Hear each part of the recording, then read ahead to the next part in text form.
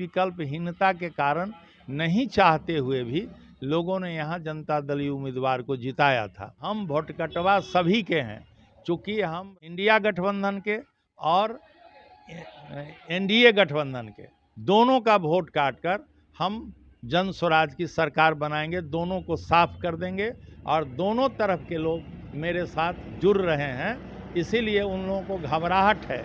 आज हमें वो वोट कटवा कह रहे हैं, चुनाव बताएगा और जनता बता देगी चुनाव में कि वोट कटवा कौन है। सरकार से और माननीय नीतीश कुमार जी से पूछना चाहते हैं और उनके नेताओं से, जनप्रतिनिधियों से पूछना चाहते हैं कि 20 सालों से आप 400 रुपया भीख दे रहे थे उन गरीबों को, 410 रुपया आपने नहीं किया, लेकिन ये प्रशांत इफेक्ट है। आगामी विधानसभा चुनाव को लेकर काफी कम ही समय बचे हैं। ऐसे में सभी राजनीतिक पार्टियां और राजनीतिक दलों का सक्रियता काफी तेजी से बढ़ रही है। ऐसे में जन स्वराज जो है काफी सक्रियता के साथ पूरे बिहार में जनसभाएं, बदलाव रैलियां कर रही है। हमारे साथ अभी हरलाखी से जन स्वराज के भावी उम्मीदवार, भावी प्रत्याशी रत्नेश्वर ठाकुर जी हैं। अगर रत्नेश्वर ठाकुर की बात करें तो मधवापुर से पूर्व प्रमुख रह चुके हैं, शिक्षा के क्षेत्र में काफी लंबे समय से जुड़े हुए हैं। ऐसे में देखना होगा कि जन स्वराज रत्नेश्वर ठाकुर को कितना मान सम्मान देती है और आगामी समय में रत्नेश्वर ठाकुर हरलाखी के लिए क्या कुछ कर पाते हैं। सबसे पहले सर, आरएन बिहार के प्लेटफॉर्म पे आपका बहुत बहुत स्वागत है। आपको भी बहुत बहुत स्वागत है और धन्यवाद इसके लिए कि आप आए, समय निकालकर मेरा इंटरव्यू कर रहे हैं। आपके माध्यम से मैं हरलाखी क्षेत्र की जनताओं को नमस्कार करता हूं, उन्हें बधाई देता हूं कि वो जन स्वराज से काफ़ी उत्साहित होकर जन स्वराज को समर्थन दे रहे हैं। सर, सबसे बड़ा कारण क्या था कि क्योंकि आप तो लंबे समय से शिक्षा क्षेत्र से जुड़े रहे, आपको क्या कुछ ऐसा लगा कि जन स्वराज में आप अपना समर्थन दिए, जन स्वराज पार्टी को आपने ज्वाइन करा? मैं आपसे बताना चाहता हूं कि मैं राजनीति से भी काफ़ी लंबे समय तक जुड़ा रहा हूं। मैं 42 साल कम्युनिस्ट पार्टी का लीडर रहा हूं, प्रखंड से लेकर राज्य स्तर का लीडर रहा हूं। उससे पहले मैं आपको बता दूं कि मैं छात्र आंदोलन से भी जुड़ा रहा हूं, मैं मुखिया भी रहा हूं, मैं प्रमुख भी मधवापुर ब्लॉक का रहा हूं, मैं जिला प्रमुख संघ का अध्यक्ष भी रहा हूं, मैं सहजानंद खेत खलिहान ट्रस्ट का राष्ट्रीय अध्यक्ष भी हूं। अभी मैं जन स्वराज का एक सिपाही हूं, एक कार्यकर्ता हूं, एक नेता हूं, जो समझिए। दूसरी बात कि मैं आपको ये बता दूं कि मैं शिक्षा से भी, मैं प्रधान शिक्षक भी रहा हूं गवर्नमेंट स्कूल में, वहाँ से भी अवकाश प्राप्त करके बिहार बदलने के लिए, बिहार की जनता को पीड़ा को देखकर जो प्रशांत किशोर जी ने बिहार को बदलने की लड़ाई, पलायन को रोकने की लड़ाई, विश्व स्तरीय शिक्षा आम जनता के, आम गरीबों के बेटा और बेटियों को देने की लड़ाई, वो वृद्धा पेंशन 2000 सम्मान पेंशन के रूप में देने की लड़ाई, महिलाओं को आत्मनिर्भर बनाने की लड़ाई, खेती को लाभकारी बनाने की लड़ाई जो लड़ रहे हैं, इस विजन से मैं प्रभावित होकर मैं भी उनके कारवां में शामिल हुआ और शामिल इस रूप में हुआ कि हमें बिहार बदलना है। बिहार बदलने के लिए जो भी कुर्बानी देनी पड़ेगी, जो भी त्याग करना पड़ेगा, हम करेंगे। अभी आप बोल रहे थे कि संभावित प्रत्याशी हैं आप। मैं आपको बता दूं कि मैं कोई संभावित प्रत्याशी नहीं हूं। जन स्वराज या प्रशांत किशोर जी हम पर भरोसा करते हैं तो मैं चुनाव लड़ूंगा भी और चुनाव जीतूंगा भी।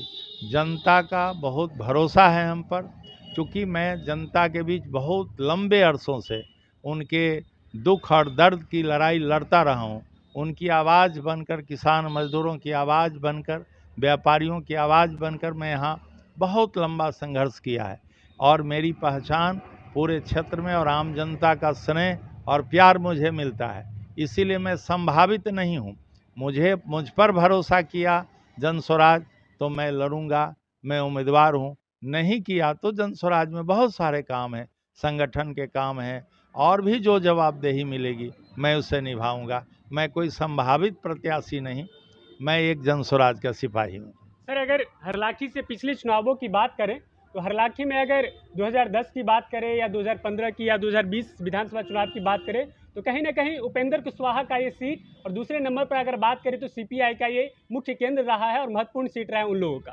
अगर ऐसे में जनसुराज एक नए पार्टी के रूप में हरलाखी में उतरती है तो हरलाखी की जनता उस उम्मीदवार को, उस राजनेता को कितना मान सम्मान दे पाएगी, क्या उम्मीद जता रहे हैं? मैं आपसे बताना चाहता हूं कि किसी नेता का यह क्षेत्र और जनता जागीर नहीं है। ये क्षेत्र जनता का क्षेत्र है। जनता जिसको चुनती है वो राजा बनता है। जिस पर जनता भरोसा करती है वो जनप्रतिनिधि होता है। न उपेंद्र कुशवाहा का है, न कम्युनिस्ट का है, न महागठबंधन का है, न बीजेपी का है, न जनता दल यू का है। चूँकि पिछले कालखंड में आपने देखा होगा कि विभिन्न परिस्थितियों के कारण यहाँ लोग जीतते रहे हैं और लोग एक पक्ष को स्वीकार नहीं किए, दूसरे पक्ष को जिताते रहे। चूँकि तीसरा पक्ष कोई था ही नहीं, उनके सामने कोई विकल्प नहीं था, इसलिए विकल्पहीनता के कारण नहीं चाहते हुए भी लोगों ने यहाँ जनता दल उम्मीदवार को जिताया था।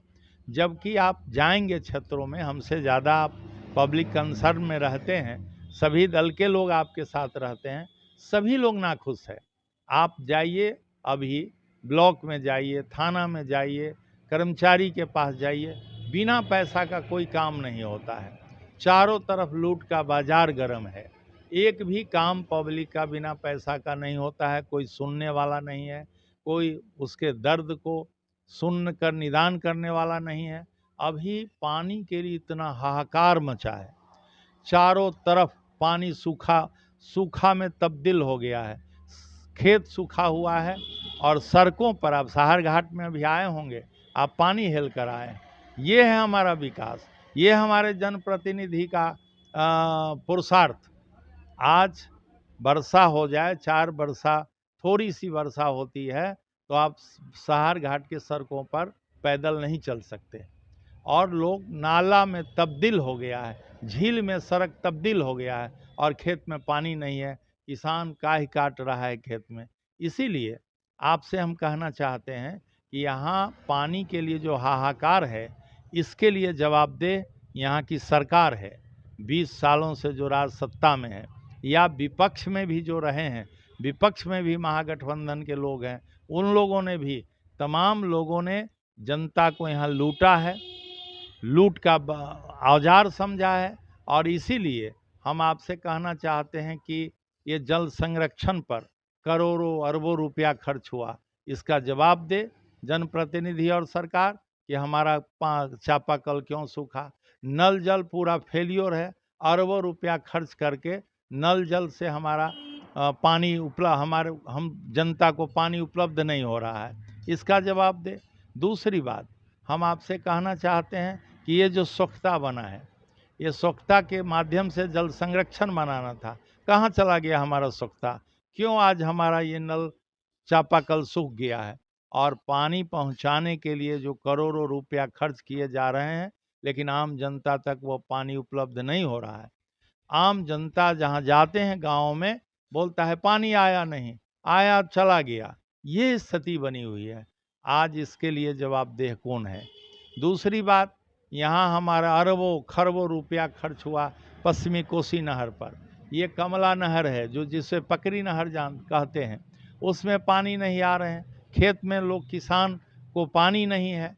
इस तमाम चीज़ों के लिए यहाँ की सरकार जवाबदेह है। और गांव में आप चले जाएं, गांव में जाएंगे तो केवल बूढ़े और बच्चे मिलते हैं, महिलाएं मिलती हैं, सारे नौजवान बाहर दूसरे प्रदेशों में काम करने जा रहे हैं, भेड़ और बकरी की तरह ट्रेन में ठुसा कर जा रहे हैं, और वहाँ बाहर जहाँ स्टेट में काम करते हैं वहाँ गाली सुनते हैं, ये बिहारी भैया है। ये स्थिति है। इसके लिए आज तक की जो सरकार बिहार में रही है वो जवाबदेह है, और जनता इस बार चुनाव में सभी हिसाब चुकता कर लेगी। सर, अगर माननीय मुख्यमंत्री नीतीश कुमार की बात करें तो पिछले 1-2 महीने से काफ़ी वो सक्रिय देखे जा रहे हैं। वृद्धा पेंशन जो था उसको 400 से बढ़ोतरी करके 1100 उन्होंने करा, और इसके बाद जो है वो 125 यूनिट बिजली भी फ्री किए। ये सब जो परिवर्तन है, क्या ये सब वोट बैंक की ओर बढ़ेगा?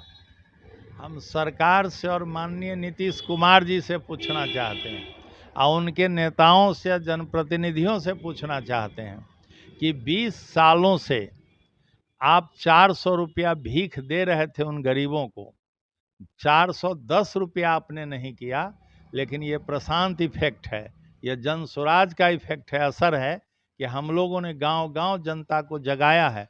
प्रशांत जी बोलते हैं कि मैं जामवंत हूँ, और ये जनता हनुमान रूपी जो जनता है, उसको मैं उसके बल को और ताकत को, उसके अधिकार को बता रहा हूँ कि आपके बटन दबाने से कोई राजा होता है और वो राज करता है और आपको भीख दे रहा है, तो जब सरकार सत्ता जाने लगती है तो उसे स्मरण आता है और डर के मारे सरकार 700 रुपया बढ़ाई 1100 किया है।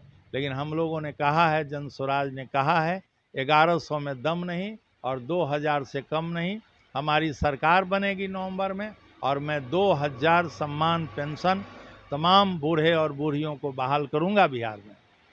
सर, बहुमत कौन ला रहा है इस बार 2025 के विधानसभा चुनाव में? ये तो स्पष्ट हो गया है कि जन स्वराज भारी बहुमत से बिहार में सरकार बनाएगी और व्यापारी, बुद्धिजीवी, नौजवान, किसान, महिलाएं, विद्यार्थी सब लोग बदलाव चाहते हैं और जन स्वराज से जुड़ रहे हैं। सर, आरजेडी तो कह रहा है कि जन स्वराज वोट कटवा पार्टी है, किसका वोट काटेगा? इंडिया गठबंधन का काटेगा या फिर एनडीए गठबंधन का काटेगा? जन आरजेडी बोल रही है और आरजेडी के जो गठबंधन बोल रहे हैं, उन लोगों को ये कहना चाहिए कि वे स्वयं बी टीम बीजेपी के बनकर और अपने लोगों को बीजेपी का प्रत्याशी बनाकर वोट काटकर बीजेपी को जिता रहे हैं। झंझारपुर में पिछले पार्लियामेंट में सुमन महासेठ जी चुनाव लड़े थे और महागठबंधन से लड़े थे, आरजेडी गठबंधन से लड़े थे, वो वीआईपी पार्टी से लड़े थे और वहाँ बीजेपी जीत गई। इसका क्या अर्थ हुआ? भोटकटवा वो हुए कि हम हुए? दूसरी बात कि हम भोटकटवा सभी के हैं, चूँकि हम राजद गठबंधन के और इंडिया गठबंधन के और एनडीए गठबंधन के दोनों का वोट काटकर हम जन स्वराज की सरकार बनाएंगे, दोनों को साफ कर देंगे और दोनों तरफ के लोग मेरे साथ जुड़ रहे हैं। इसीलिए उन लोगों को घबराहट है। आज हमें वो भोटकटवा कह रहे हैं। चुनाव बताएगा और जनता बता देगी चुनाव में कि भोटकटवा कौन है और असली पार्टी कौन है। सर, जो व्यूअर्स देख रहे हैं उन लोगों को क्या कुछ कहना चाहेंगे, क्योंकि विधानसभा का चुनाव, बिहार का विधानसभा का चुनाव अगर पूरे देश की बात करें तो ऐतिहासिक चुनाव होने जा रहा है। प्रशांत किशोर की अगर बात करें तो पलायन और बेरोजगारी के मुद्दा को लेकर चल रहे हैं, तो जनता को कैसे उम्मीदवार का चयन करना चाहिए जो उसका प्रतिनिधित्व विधानसभा में कर सके और उसके मामले को उठा सके, उसके दुख सुख में उसके साथ खड़े रह सके? आपके माध्यम से हरलाखी क्षेत्र की महान जनता को मैं आग्रह करना चाहूँगा, नम्रतापूर्वक निवेदन करना चाहूँगा कि अपने बच्चों को भविष्य को देखते हुए पलायन को रोकने के लिए, बच्चों को शिक्षा, उच्च स्तरीय शिक्षा देने के लिए, महिलाओं को आत्मनिर्भर बनाने के लिए अपने हरलाखी क्षेत्र में सरकारी मेडिकल कॉलेज से लेकर टेक्निकल कॉलेज खोलने के लिए, नहर की व्यवस्था खेतों तक करने के लिए, हर खेत में पानी पहुंचाने के लिए, स्वरोजगार के लिए, भ्रष्टाचार मुक्त सिस्टम शासन व्यवस्था कायम करने के लिए इन तमाम लोगों को हराकर जन स्वराज के साथ जुड़िए। एक बार जन स्वराज को मौका दीजिए, आपके सपनों का बिहार, आपके सपनों का हरलाखी बनाकर दिखाऊंगा और आपका सम्मान और मान बढ़ाऊंगा। यही कह के मैं तमाम आपके माध्यम से तमाम दर्शकों को मैं नमस्कार और आदाब करना चाहता हूं। आर एन बिहार से बात करने के लिए बहुत बहुत धन्यवाद। आपको भी बहुत बहुत धन्यवाद, आभार।